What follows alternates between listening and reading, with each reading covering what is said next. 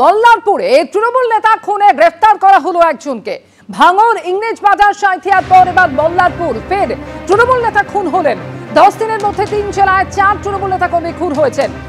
এই মুহূর্তে রয়েছেন আমাদের সঙ্গে প্রতিনিধি ভাস্কর মুখোপাধ্যায়। ভাস্কর, একজনকে গ্রেফতার করা হয়েছে, কি জানা যাচ্ছে তার পরিচয় সম্পর্কে? দেখো, এখনো পর্যন্ত তৃণমূল নেতা বাইতুল্লাহ শেখের খুনে একজনকে গ্রেপ্তার করা হয়েছে। তার নাম হচ্ছে বশির শেখ। এই গ্রামেই বাড়ি এবং বশির হচ্ছে এই বাইতুল্লাহ সম্পর্কে দুঃসম্পর্কে একজন আত্মীয়।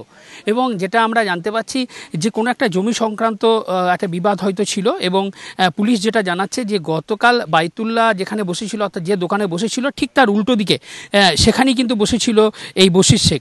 এবং যেটা সন্দেহ করা হচ্ছে যে যখন বাইতুল্লাহ বেরোয় তখন হয়তো বশিরই ফোন করে খবর দিয়েছে দুষ্কৃতীদের এবং তারপরেই এই আক্রমণ হয়েছে বাইতুল্লার উপর। এই মুহূর্তে আমাদের সঙ্গে রয়েছেন ময়ূরেশ্বরের তৃণমূল বিধায়ক অভিজিৎ রায়। তার কাছে জানতে চাইব যে কি হয়েছিল, আপনি কি মনে হয় কারা মারলো? এই মুহূর্তে আমি বলতে পারছি না। যথারীতি এফআইআর হয়েছে, পুলিশ তার ইনভেস্টিগেশন করছে। আশা করি পুলিশ খুব দ্রুততার সঙ্গে কাজ করে ধরে ফেলবেন যে কে মেরেছে না মেরেছে। তার সমস্ত বৃত্তান্ত আপনারা 2 দিনের মধ্যেই জানতে পেরে যাবেন। এই মুহূর্তে আমরা কোনো মুখ খুলছি না।